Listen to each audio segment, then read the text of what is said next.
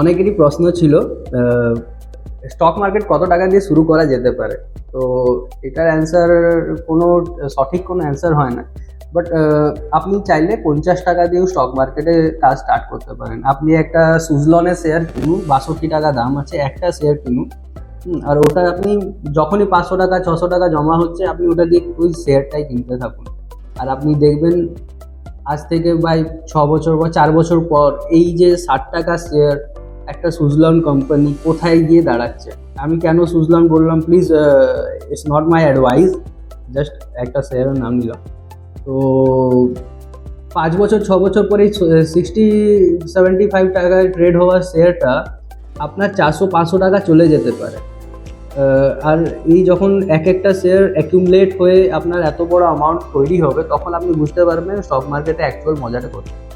তো আপনি স্টার্ট করতে পারেন ছোটোখাটো অ্যামাউন্ট দিয়েও, বাট একটা সার্টেন অ্যামাউন্ট রিকোয়ার্ড হয় মিনিমাম। কারণ আপনি একটা স্টক যখন কিনছেন তখন আপনার 10 টাকা 15 টাকা খরচা আছে। তো যদি আপনার 60 টাকা শেয়ার কিনেন আর 10 টাকা খরচা হয়ে যায়, তো আপনার লাভের লাভ কিছু হবে না। তাই আপনি কমসে কম হলেও 15,000 টাকা দিয়েও স্টার্ট করুন, যেখানে আপনার খরচা আপনার প্রফিটেবিলিটিটাকে মিট করে আপনার কাছে একটা সার্টেন অ্যামাউন্ট অফ প্রফিট থেকে যাবে। তো আমার অ্যাডভাইস এটাই হবে যে মিনিমাম স্টার্ট যখন করছেন, তো অ্যাকিউমুলেট করুন 10,000 5,000 টাকা করে, আর সেটা দিয়ে স্টার্ট করুন। আর account opening charges is totally free, আর AMC charges are also free, so you can go it